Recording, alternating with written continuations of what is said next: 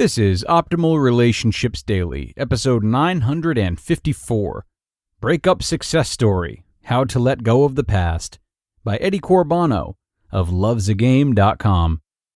Hello, everybody. This is your host speaking, Greg Audino. I am here with you once again to read from some of the best relationship content out there, and today we'll be checking in with our old friend Eddie Corbano, who's got the guide on everything you need to know about breakup specifically over at his website, lovesagame.com. Today we'll be looking at one of his readers' breakup success stories, which has some great guidance on how to get through the dreaded breakup recovery. So let's hear what he's got for us and start optimizing your life. Breakup Success Story, How to Let Go of the Past, by Eddie Corbano of lovesagame.com. When you start the arduous journey to breakup recovery, there is one thing that most people have in common: the destructive feeling of being alone and helpless. What helps us endure those challenges of life is the knowledge that there are others before you who went the same path, and their acquired wisdom, a breakup success story. Allowing the possibility that you will make it and come out of this experience renewed will give you strength and boost your confidence. It may even give you the initial push to finally start your recovery. The only problem is that those who moved on usually don't look back, be it to avoid pain or just because they simply don't want to look back. But, as you know, luckily there are exceptions. Those who understand that looking back is also part of the healing process. It's where we connect the dots together to make the last step into independence. Our dear reader Ronan decided to come back and share his own experiences with his breakup. This is his story. From our reader Ronan. Hey guys, I remember back when I was first dumped, one of the main things that discouraged me was the very low ratio of success stories versus tales of heartbreak, misery, and loneliness. The thing is, once someone heals from the traumatic experience of being heartbroken, they usually tend to carry on with their lives and do not go back to support those who are new to the experience. Of course, some people are an exception to this rule, but that's how it usually works in my experience. So, I promised myself some months ago that I would come back when I feel better to encourage those who are just starting their bittersweet experience of healing. Very quick about myself, I was with a girl for 3 years, planned to marry her, but was forced to leave the country temporarily for work. Long story short, after less than 3 months of me being away, I would fly to see her every month. She told me she wasn't in love with me anymore, broke up with me, and told me there was someone else. A month after breaking up with me, she was already with the new guy, with me having to purchase a magnifying glass to look for the pieces of my shattered heart. Now, I'm an athletic, macho type of guy, and have always considered myself to be very self-controlled and tough. But this breakup really got to me. I was a wreck. I lost my job because of it. Couldn't concentrate for weeks and cried in the proud loneliness of my sad apartment. The breakup was over 4 months ago. I maintained contact, and it was wrong. Very wrong. All I could do is Facebook stalk her, her friends, etc., waiting for the moment she posts photos of her with her new boyfriend, and soon enough she did.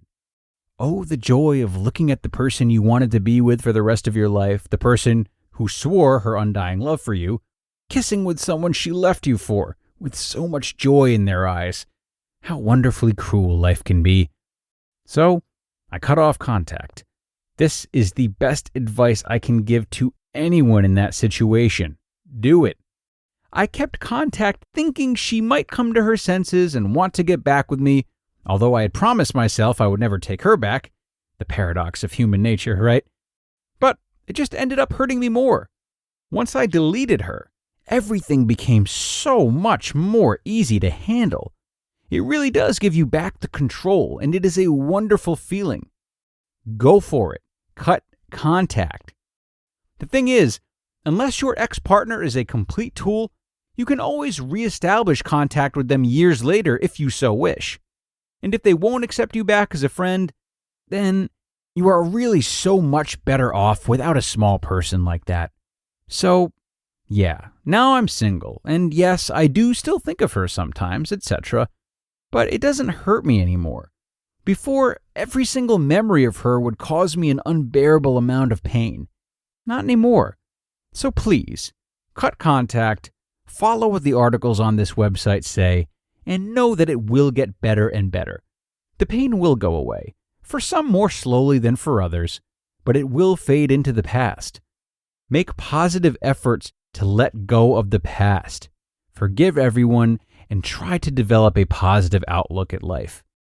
If you can't do it right away, fake it until you make it. If this post cheers up at least one person out there, I will be very happy. Like I said, I felt the need of seeing more stories like this when I was crying out salty tears. Ronan. The key to Ronan's recovery was to finally start following the no contact rule. The no contact rule is the precondition to fast recovery, as I have written so many times. This is by far the fastest, least painful, and most efficient way. I hope that Ronan's story will help you to conquer all the obstacles the no contact rule imposes on you, and that you too will reach the end of the road called recovery as soon as possible. But don't forget to come back and share your experiences when you're there. Your friend, Eddie Corbano.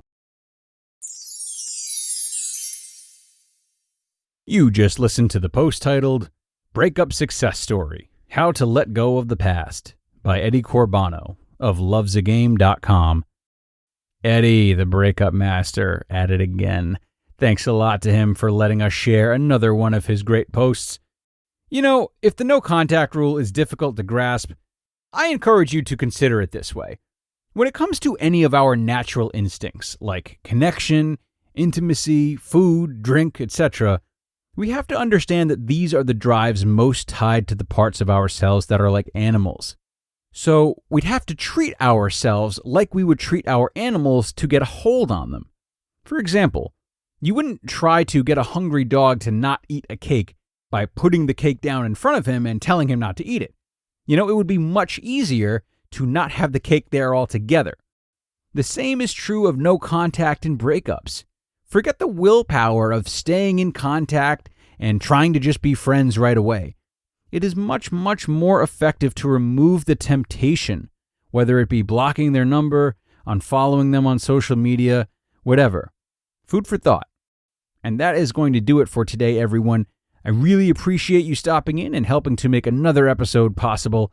I sure had fun, and you can count on me to be back tomorrow with another post should you wake up finding yourself wanting to enhance your relationships even further. If so, I will see you there for the Wednesday show, where your optimal life awaits.